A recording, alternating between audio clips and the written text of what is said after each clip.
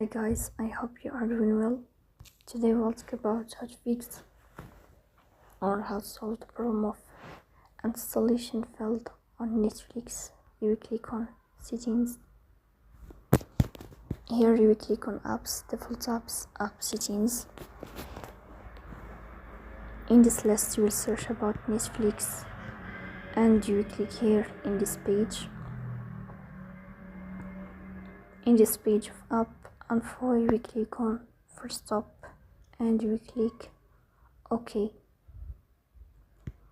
Here you will enter choose storage, then we click on clear cache. In this page you will turn on your airplane mode and you will turn off your airplane mode again to fix that problem. So please don't forget to support us by like and subscribe.